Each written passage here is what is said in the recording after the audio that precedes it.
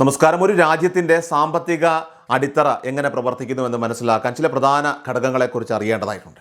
അവയിൽ ഏറ്റവും പ്രധാനപ്പെട്ട രണ്ട് കാര്യങ്ങളാണ് പലിശ നിരക്ക്, ഇൻട്രസ്റ്റ് റേറ്റ്, അതോടൊപ്പം തന്നെ ഇൻഫ്ലേഷൻ. അപ്പോൾ ഈ രണ്ട് പ്രധാന ഘടകങ്ങൾ അത് ബാങ്കിങ് സംവിധാനത്തെയും ബിസിനസ്സുകളെയും സർക്കാർ സാമ്പത്തിക നയങ്ങളെയും മാത്രമല്ല സാധാരണ ജനങ്ങളുടെ ദൈനംദിന ജീവിതത്തെയും നേരിട്ട് സ്വാധീനിക്കുന്നവയാണ്. വീടുകൾ വാങ്ങുന്നതിനുള്ള ഹോം ലോണുകൾ, വാഹന വായ്പകൾ, വിദ്യാഭ്യാസ വായ്പകൾ, ബിസിനസ് നിക്ഷേപങ്ങൾ എന്നിവയെല്ലാം തന്നെ പലിശ നിരക്കിൻ്റെ മാറ്റങ്ങളുമായി ബന്ധപ്പെട്ട് കിടക്കുന്നു. അതുപോലെ തന്നെ ഇന്ധനം, ഭക്ഷണം, ഗതാഗതം, അതുപോലെ തന്നെ വാടക എന്നിവയുടെയൊക്കെ വില ഉയരുന്നത് അത് ഇൻഫ്ലേഷൻ മൂലമാണ് സംഭവിക്കുന്നത്. അതിനാൽ തന്നെ ഈ രണ്ട് പ്രധാന ഘടകങ്ങളെ മനസ്സിലാക്കുന്നത് സാമ്പത്തിക വ്യവസ്ഥയുടെ അടിസ്ഥാന പ്രവർത്തനം മനസ്സിലാക്കാൻ നമ്മളെ സഹായിക്കും. അതോടൊപ്പം തന്നെ സാധാരണ ജനങ്ങൾ അവർ കൂടുതൽ ശ്രദ്ധിക്കുന്ന മറ്റൊരു പ്രധാന സാമ്പത്തിക വിഷയമാണ് ഫിക്സഡ് ഡെപ്പോസിറ്റ്, FD എന്ന നിക്ഷേപ പദ്ധതി. ഫിക്സഡ് ഡെപ്പോസിറ്റ് എന്നത് ഒരു നിശ്ചിത കാലയളവിലേക്ക് ബാങ്കിൽ പണം നിക്ഷേപിച്ച് അതിന് സ്ഥിരമായ പലിശ ലഭിക്കുന്ന സുരക്ഷിതമായിട്ടുള്ള നിക്ഷേപ മാർഗ്ഗമാണ്. അതായത് ഉദാഹരണത്തിന് ഇപ്പോൾ ഒരാൾ 1,00,000 രൂപ ഒരു ബാങ്കിൽ ഒരു വർഷത്തേക്ക് FD ആയി നിക്ഷേപിച്ചാൽ ബാങ്ക് നിശ്ചിത പലിശ നിരക്കിൽ ആ തുകയ്ക്ക് പലിശ നൽകും. കഴിഞ്ഞ സാമ്പത്തിക വർഷത്തിലൊക്കെ സാധാരണയായിട്ട് പല ബാങ്കുകളും ഏകദേശം 6% മുതൽ 7.5% വരെയൊക്കെ പലിശ നൽകാറുണ്ട്. ഈ കഴിഞ്ഞ സാമ്പത്തിക വർഷത്തിലൊക്കെ സാധാരണയായിട്ട് പല ബാങ്കുകളും ഏകദേശം 6% മുതൽ 7.5% വരെയൊക്കെ പലിശ നൽകാറുണ്ട്. എന്നാൽ ഇപ്പോൾ അത് 5 മുതൽ 6% കുറഞ്ഞിരിക്കുകയാണ്. ഇത് ബാങ്കുകൾക്കും നിക്ഷേപ കാലാവധിക്കും അനുസരിച്ച് മാറ്റങ്ങളും വരും. പലിശ നിരക്കിലെ മാറ്റങ്ങൾ FD പലിശ നിരക്കുകളെയും സ്വാധീനിക്കുന്നതിനാൽ തന്നെ പലിശ നിരക്ക് നയങ്ങൾ അത് നിക്ഷേപകരും വളരെ ശ്രദ്ധയോടെ നിരീക്ഷിക്കുക. സാമ്പത്തിക സ്ഥിരത ഉറപ്പാക്കുകയും ചെയ്യുന്ന പ്രധാന സ്ഥാപനമാണ് റിസർവ് ബാങ്ക് ഓഫ് ഇന്ത്യ.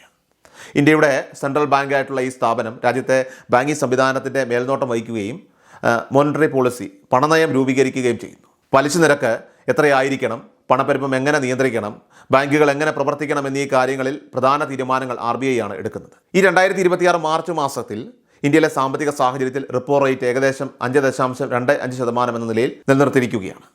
കൂടാതെ ഇൻഫ്ലേഷൻ ഏകദേശം 2 മുതൽ 3% വരെയുള്ള പരിധിയിൽ നിയന്ത്രണത്തിലാണ്. സാമ്പത്തിക രംഗത്തെ ഏറ്റവും പ്രധാനപ്പെട്ട നിരക്കുകളിൽ ഒന്നാണ് റിപ്പോ റേറ്റ്.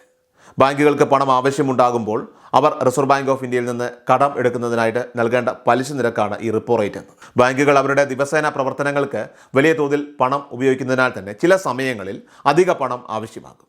അപ്പോൾ അവർ സെൻട്രൽ ബാങ്കിൽ നിന്ന്, അതായത് റിസർവ് ബാങ്കിൽ നിന്ന് താൽക്കാലികമായിട്ട് പണം കടം വാങ്ങുന്നു. ഈ കടത്തിനാണ് റിപ്പോ റേറ്റ് ബാധകമാകുന്നത്. 2026 മാർച്ച് മാസത്തിൽ റിപ്പോ റേറ്റ് ഏകദേശം 5.25% എന്ന നിലയിൽ നിലനിർത്തിയിരിക്കുന്നത് സാമ്പത്തിക സ്ഥിരത നിലനിർത്താനുള്ള ശ്രമത്തിൻ്റെ ഭാഗമാണ്. റിപ്പോ റേറ്റ് ഉയരുമ്പോൾ ബാങ്കുകൾക്ക് RBIയിൽ നിന്ന് പണം കടമെടുക്കുന്നത് കൂടുതൽ ചെലവേറിയതാകും. അതിനാൽ തന്നെ ബാങ്കുകളും ഉപഭോക്താക്കൾക്ക് നൽകുന്ന വായ്പകളുടെയൊക്കെ പലിശ നിരക്ക് ഉയർത്തുകയും ചെയ്യും. Home loan, car loan, personal loan, business loan എന്നിവയുടെയൊക്കെ പലിശ കൂടാൻ ഇത് കാരണമാകും. പലിശ ഉയർന്നാൽ ആളുകൾ വായ്പ എടുക്കുന്നതിൽ കൂടുതൽ ശ്രദ്ധയോടെ തീരുമാനമെടുക്കും.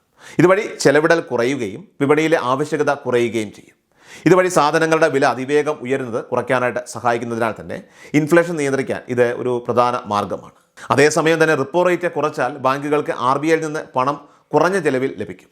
ഇതിൻ്റെ ഫലമായിട്ട് ബാങ്കുകൾ ഉപഭോക്താക്കൾക്ക് നൽകുന്ന വായ്പകളുടെ പലിശ നിരക്ക് കുറയ്ക്കാൻ സാധ്യതയും. അപ്പോൾ അങ്ങനെ വരുമ്പോൾ ഈ പറഞ്ഞ ഹോം ലോൺ, അതോടൊപ്പം തന്നെ എഡ്യൂക്കേഷൻ ലോൺ, ബിസിനസ് ലോൺ എന്നിവ എടുക്കുന്നത് കൂടുതൽ എളുപ്പവുമാകും.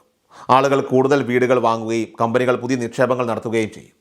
ഇതുവഴി സാമ്പത്തിക പ്രവർത്തനങ്ങൾ വർദ്ധിക്കുകയും തൊഴിലവസരങ്ങൾ കൂടുകയും ചെയ്യും. ഇനി ഇൻഫ്ലേഷൻ എന്നത് അത് സാധനങ്ങളുടെയും സേവനങ്ങളുടെയും വില അത് കാലത്തിനൊപ്പം സമയത്തിനൊപ്പം ഉയരുന്ന അവസ്ഥയാണ്. ഉദാഹരണത്തിന് ഒരു സാധനം കഴിഞ്ഞ വർഷം 100 രൂപയായിരുന്നുവെന്ന് കരുതുക. ഈ വർഷം അതേ സാധനം 103 രൂപയായി. അതായത് വിലയിൽ ഏകദേശം 3% വർധനമാണ് സംഭവിച്ചിരിക്കുന്നത്. ഇതിനെ ഇൻഫ്ലേഷൻ എന്നാണ് വിളിക്കുന്നത്. ചെറിയ തോതിലുള്ള ഇൻഫ്ലേഷൻ സാധാരണ സാമ്പത്തിക പ്രവർത്തനങ്ങൾക്ക് സ്വാഭാവികമാണ്.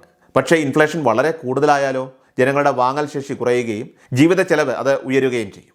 2026 ഈ മാർച്ച് മാസത്തിൽ ഇന്ത്യയിലെ ഇൻഫ്ലേഷൻ ഏകദേശം അത് 2 മുതൽ 3% വരെയുള്ള പരിധിയിൽ നിയന്ത്രണത്തിലാണ് എന്നാണ് സാമ്പത്തിക വിലയിരുത്തലുകൾ ഇപ്പോൾ സൂചിപ്പിക്കുന്നത്.